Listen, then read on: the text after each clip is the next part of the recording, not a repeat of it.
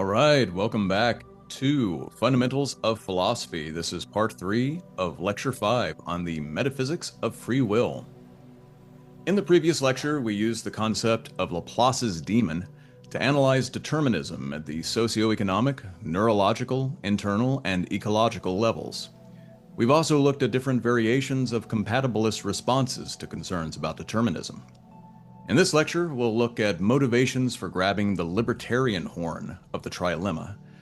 What would a universe with genuine causal agency, a universe of truly uncaused free choice, actually look like?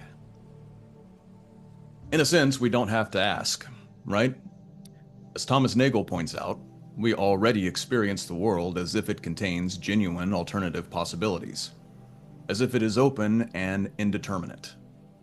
It is only as we shift from the subjective first-person perspective and into the objective third-person perspective that reasons to doubt this experience even emerge. The more we move away from the subjective world of immediate experience, the more we approach what Nagel calls the view from nowhere, a hypothetical standpoint of complete objective neutrality. And the more free will dissolves into the inevitable clockwork of determinism. And there seems to be no compelling reason to believe that the first person can be reduced to the third person, or vice versa. Our understanding of freedom seems suspended in this unresolved tension between these two irreconcilable perspectives. But is Nagel right to assign equal weight to the third-person view from nowhere and the situated first-person perspective? William James is going to challenge this calculation with a practical example of the principle of alternative possibilities. Walking home from a lecture, James faces a fork in the road. He can take either Oxford Street to the left or Divinity Avenue to the right. From the phenomenological first-person perspective, both possible worlds seem open and equivalent. There is no fact about the nature of the universe up to this point that guarantees that James will have to take Oxford Street instead of Divinity Avenue. At the moment of decision, the first-person subjective experience of open possibilities isn't just primary, it's the only view that's available. It's only after James takes a step onto Oxford Street that the determinist can exclaim, "Aha! There was never a real choice after all. James choosing Oxford Street was fated from the birth of the universe itself." But this sort of after-the-fact reasoning is an abstraction from the outcome of the decision. It tells us nothing about what possibilities existed in the crisis of the moment. When James stood suspended between equivalent forking paths, before the choice is made, no fact of the matter exists for the determinist to calculate. The outcomes all lie in the future, beyond the reach of observation. Once a choice is made, it is easy to say that there was never any other possibility. But James's point is that this is not a conclusion that is justified by any scientific observation. It's a metaphysical speculation that assumes a view from nowhere that is never actually available. We always and only view the world from some situated context. There is no perspectiveless perspective. For James, this phenomenological fact reveals an important tension in our ontological picture of a deterministic universe. Laplace's demon was able to calculate the future because it occupied a view from nowhere that encompassed a universe of rational inevitability. James calls this the block universe. The entire history of the universe, its past and future, has already been cast in immovable stone. The cosmos is a completed totality, and our experiences merely mark particular moments within a story that has already been written. In contrast, James posits what he calls an open universe. Objective possibilities exist. They are built into the nature of reality itself, cracks within the stonework of the deterministic block universe where genuine chance seeps through. The open universe isn't already made. It's a universe in the making, shot through with threads of genuine ambiguity. And in moments of decision, where two equivalent choices lay before us, like the choice to walk down Oxford Street or Divinity Avenue, a decision is forced. Up to this point, the future is ambiguous, undetermined, unresolved. And it is by the decision that we make at these junctures that the ambiguity collapses. The tension is resolved, and the open future solidifies into the determined past. Now, James wrote these words decades before physicists would prove them essentially correct. As Barbara Montero pointed out in Module 4, our understanding of the word physics, of the term physical, is always changing. In the early 20th century, a series of crises forced a paradigm shift in our understanding of microphysics, the nature of the fundamental particles that make up objects in the world. First, Einstein settled a long-standing debate about whether light was a particle or a wave by proving that the answer is both. Or rather, whether light behaves like a particle or behaves like a wave depends upon the type of experiment that we perform. Or Heisenberg and others built upon this discovery to develop the foundations of our current understanding of quantum mechanics. At the microphysical level, all phenomena exist in an indeterminate state, neither particle nor wave, neither in one location or another, until the physicist chooses which test to perform. And this choice of experiment triggers an event that physicists call the collapse of the wave function, in which all of the possible ways that the experiment could have turned out resolve into a single determinate outcome. Prior to measurement, the universe exists as a distribution, not of Humean facts, but of objective possibilities. It's the choice to measure this or that property that forces the smeared out probability wave to collapse into a measurable point particle with determinate properties. So physics seems to have belatedly caught up to James here, right? The choice between Oxford Street and Divinity Avenue represents a genuine ambiguity between objectively real possibilities, only collapsing into a single determinate reality once a choice has been made between the alternatives. So does this validate our internal first-person sense of authentic free choice? Thomas Nagel doesn't think so. In fact, the existence of genuine chance in nature does absolutely no work to support a libertarian conception of free will. If James's walk down Oxford Street is triggered by some random and unpredictable fluctuation in the quantum field, then James didn't actually choose to walk down Oxford Street. A universe without causes is no more free than a universe that is causally determined. Reframed through a quantum lens, the selection of paths is simply a statistically random collapse of a set of alternative possibilities that is completely unconnected to any sense that James might possess of having intended to take one path or the other. Also, those effects only apply to microphysics. They generally don't apply to things our size. And as Benjamin Libet has demonstrated in laboratory experiments, our internal sense of making a choice actually follows after the body has begun acting. The cascade of embodied neuromuscular activations that initiated James's walk down Oxford Street had actually already started before James ever became aware that he had made a choice. So we're again caught between Nagel's two intuitions, right? On the one hand, it seems as if our mental intentions cause genuine changes in the physical world. On the other hand, the more we shift from the first-person subjective to the third-person objective view, the more this possibility appears to recede. And we don't actually want our mental states to be completely unconnected from the brain and body that produce them, right? Otherwise, what would it even mean to say that this brain is having this experience? There's nothing connecting them. We want to say that our mental states belong to us, in some genuine and robust sense, right? That they don't swing completely free of our brain states. This would make neuroscience kind of difficult. In order for our mental states to be ours, we need a principle that tethers our mental states to our physical brain states.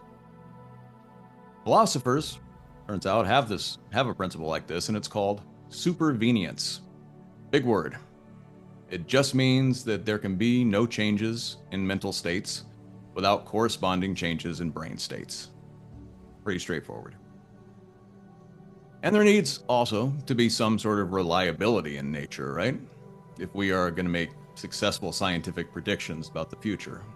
Or Russell and the Uniformity of Nature back in Module 2.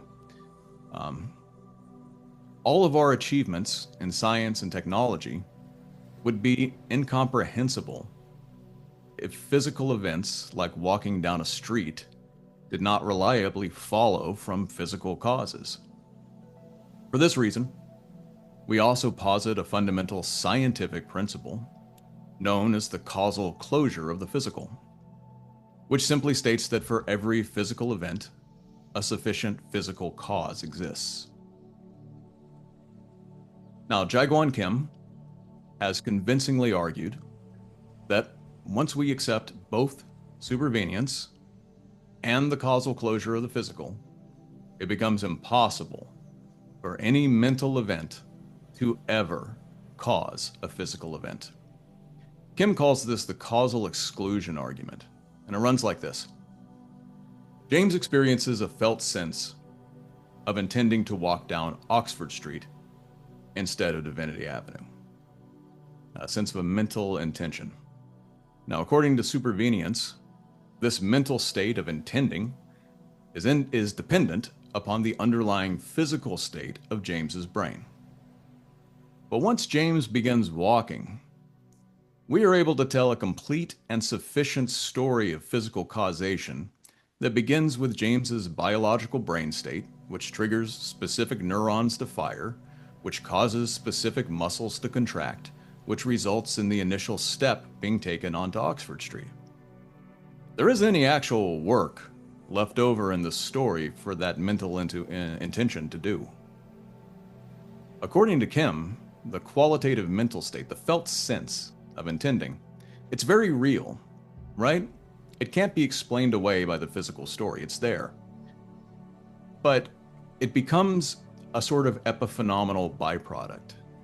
The feeling of intending to perform the action comes free with the physical action, but like the steam whistle in the locomotive, it doesn't do any actual work. All of the action occurs at the level of physical brains and muscles. Mental states, just along for the ride. And so, once again, we find that our minds have become ghostly spectators that never truly engage with the physical world. We're like children who have been handed a video game controller that isn't plugged in, right? We press the buttons and we think that we're controlling what's happening on the screen, but this is an illusion. We were never actually playing the game at all. And there is a certain irony here, right? Descartes built the internal theater, the inner space of the mind, in order to save the mind from causation. But in practice, this refuge looks a lot more like a prison.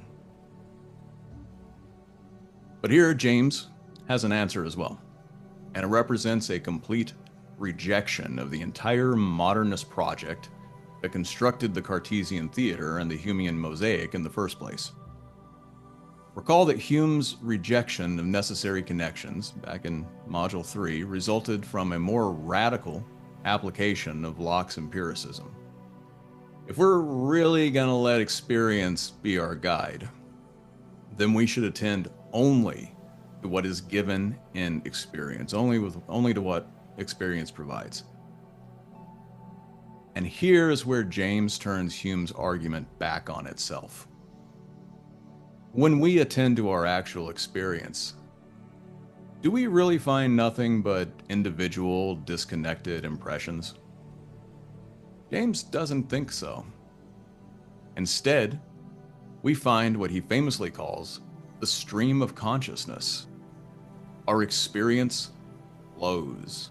It is a blooming, buzzing confusion of ceaseless flightings and perchings. Nothing is disconnected, nothing is unrelated. What we perceive are the relations, the connections, and the meanings themselves. This is James's doctrine of radical empiricism. Hume's disconnected sense impressions are abstractions, according to James, that have been selected and isolated out of the onrushing unity that is pure experience. We are not given a world broken into puzzle pieces that must be united, put together by some Cartesian subject from outside. Experience only appears disconnected when we pretend that we can analyze it from some privileged perspective outside of experience. But no such perspective exists. All that we ever experience is experience. Even the Cartesian notion of a subject behind the experience fails this test. Within the rushing cascade of pure experience, there is no distinction between thinker and thought. Subject and object are only distinguishable after the fact when we reflect upon our experiences themselves. Descartes' inner theater and Hume's scattered mosaic are both tools of abstract analysis that have been mistaken for discoveries about reality itself.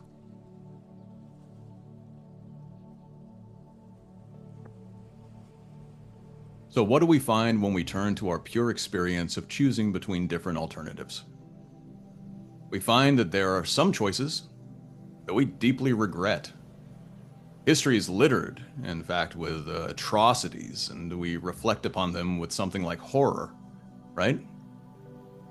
But if we are genuine determinists, if we're going to be consistent, then we believe that every event in history was necessary, given what came before. There was no other way that the world could have been. So to regret something is essentially to wish that it didn't happen, right? To will that the world had turned out differently than it did. Regret implies the existence of alternative possibilities. The determinist has a dilemma here, according to James.